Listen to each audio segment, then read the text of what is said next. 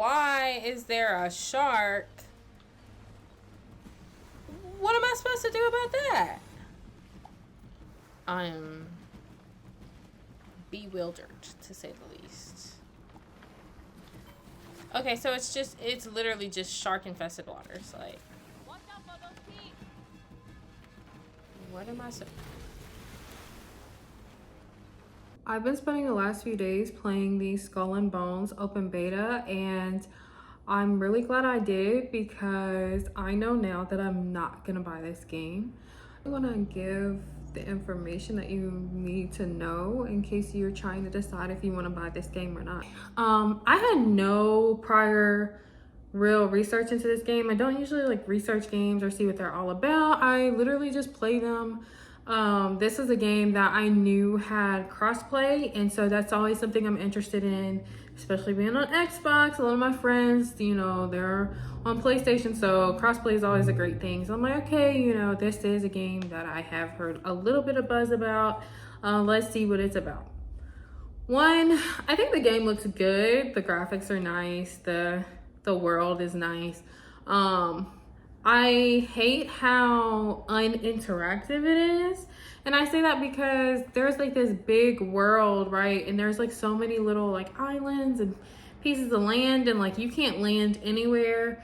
You can't even hop off the ship to go harvest resources. So there's resources around the world that you have, whether it be wood or coconuts or just other, you know, things that you can go around the world. And they'll be on these islands, and like you can't even like get off the boat to go and harvest these resources. You literally just, here's the island, here's your boat, and you just come up and you just like press a button to harvest it, which I mean, this is really not a big deal, right? But it's just kind of like the little details, the stuff that I really pay attention to in games. And so that was one thing. But it's like the same thing, right? It's kind of like moving forward. You have alligator, or is it crocodile? I don't even know. One of them attacks and things like that, and you're on the ship. Like, you're literally on the ship, and they come and attack your ship, and it's like, there's no on land combat. It's all ship, which is, I mean, it's fine, right? It's because that's probably what was advertised. However, it just creates like a very repetitive experience, because what you're doing is basically picking up quests, and you go to this place, you go to that place, there's like different kind of like factions, I guess, different types of pirate crews, and you are basically like destroying certain types of ships for resources and things like that. And so like overall it's just kind of repetitive, and I can see how it would get boring to some people. And like when I play games, I always play them with like, I guess, other people in mind, right? Because I'm like, well, we have crossplay. It's a potential that I could play with other people. So I keep other people in mind, and I'm just like, would they like this game? Like, there are aspects of the game that are really cool. Multiplayer aspect and the open world aspect, and you do see other players running around. I'm gonna guess that this is a PlayStation person because the other ones had the Xbox symbol. Talk to the officer.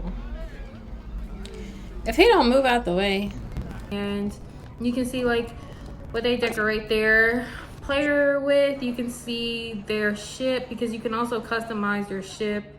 So you can see their ship, you can see when they sink other boats and things like that. Like, so that you can like level up things. You buy blueprints to like craft things for your ship. You can have different types of cannons and things like that. You have different types of weapons, different types of defense, different types of passive upgrades. So say you have a certain piece of furniture on your ship, you might have more stamina.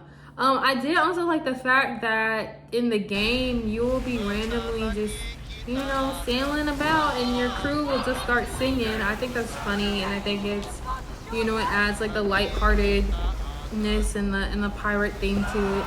There are a lot of pros to this game. I just don't see myself playing this long term. And I played the open beta, right? So usually when you really like a game, you're like, oh yeah, I'm buying it. Like, I have to continue. And for me, I just feel like I don't have to continue. Like, it's it was cool. Also, you can't walk around your ship. And I'd like to add, not only can you not walk around your ship, but when you destroy somebody else's ship, or even when you're playing co-op, you cannot be on the same ship. So if you destroy another ship, you can't board the ship to gather the resources. It's just a small cutscene, and then if you're playing with anybody, everybody just has their own ship. I don't know why. That's just like, I don't know. Considering what type of game it is, I would love to be able to just walk around my ship. Like I said, you can't go on an island unless if it's like a designated settlement, and even some settlements you can't visit. There is no islands combat. It's all naval, and there is definitely, I can see this game being just a lot of grinding, because you essentially are going to get quests, and then you go out and you destroy other ships and you gather materials from these ships. Yeah, I mean, that's pretty much the gist of the game, which if that's what you want, that's fine, right? All its intended purposes, I mean, the game is doing what it's supposed to do, but I don't see myself or even my friends paying $70 for this game and feeling like it's worth it based off of my experience in the open beta.